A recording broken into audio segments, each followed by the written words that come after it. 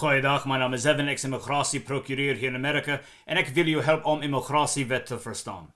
Now, I'm making this video after just watching Colonel Wyatt's video on this topic because I have no other avenues of information with which to go off of. So I'm using what he said in his video, but I wanted to give my commentary on it because if this is true, which I know that it is, I believe the Colonel 100%. He has his sources. They've been verified. So this is true that the South African regering has raided a U.S. refugee site and apparently had tried to get data, to get the rosters, to get names, information, taking pictures, and harassing people who were there for USCIS refugee interviews and other things along with the process. Now, this is huge in the world of asylees and refugees and the persecution of Afrikaners. And I say that because we have talked in the past about this need for whether you are a refugee or an asylum seeker to articulate in the case of refugees, prove in the case of asylum seekers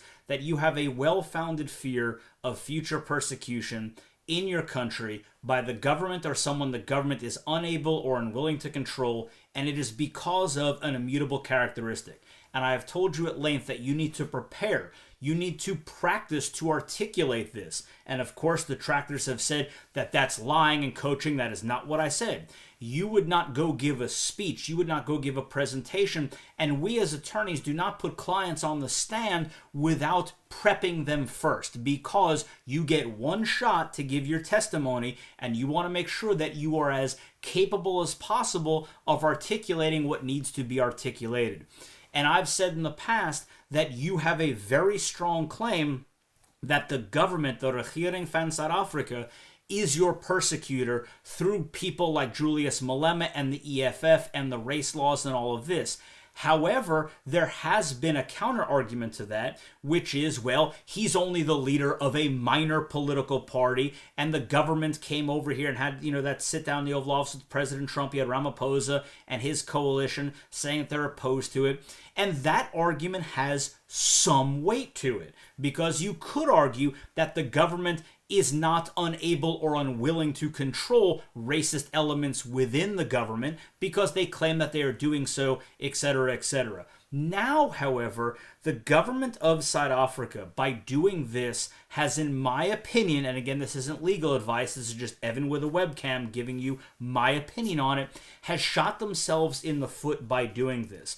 Once this is confirmed on more levels, once we have, whether it goes into the news or there are documented testimonies of what the South African police did, which apparently, as Colonel Wyatt said, was the border police, which should have had no business at this location, and as has been said in his video, and his analysis is spot on, there is nothing illegal or wrong about the U.S. government having a refugee center or having a location where they are interviewing refugees or doing medicals or whatever was going on at that location.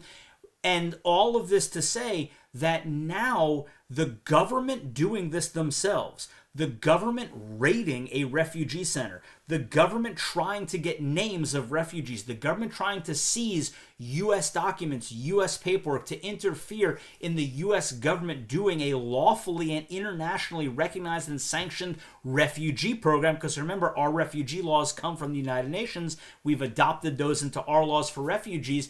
This is clear proof that the government itself is persecuting Afrikaners because of whom they are, that immutable characteristic. So now there is no more, in my opinion, there is no more gray area on whether or not this is just one aspect of the government, but the actual ruling coalition is against it. So they can argue, and I told you during Trump's meeting or after Trump's meeting with Ramaphosa, they will argue, especially if you're an asylum seeker, that, oh no, the South African hearing is trying, and we don't like these people, these racist bigots.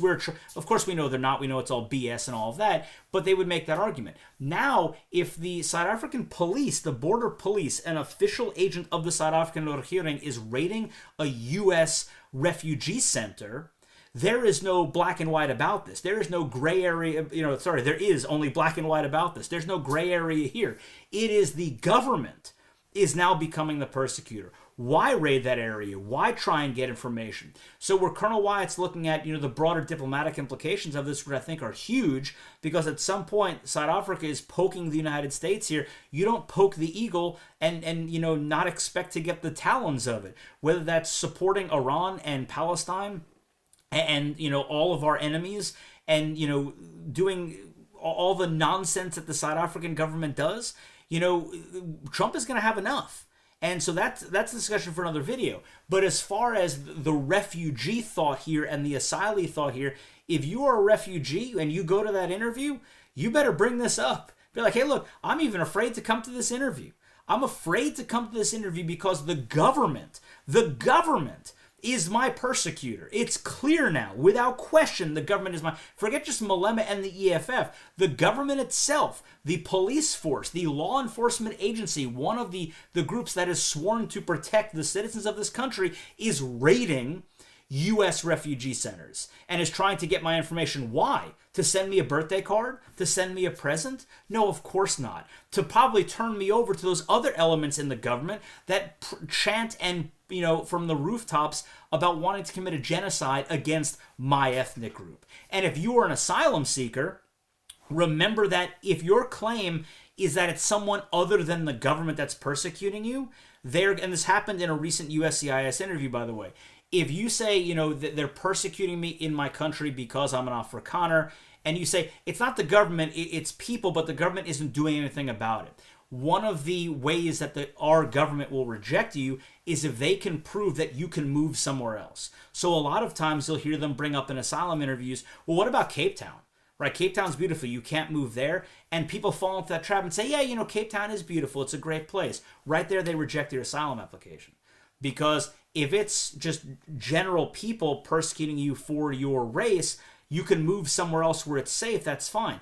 The exception to that is if the government is your persecutor, you don't have to make that argument because nowhere in the country is safe if the government is the one doing the persecution. And now for all my asylum seekers, if you go to your interview and you're asked about relocating within South Africa, you say no, because the government is my persecutor. The government is persecuting me. The government is raiding U.S. refugee centers to get names of refugees, intimidating refugees, and go watch Colonel Wyatt's video. I'll put it in the link if you haven't already, was apparently intimidating people while they were trying to get this information, get this data. And for what other purpose?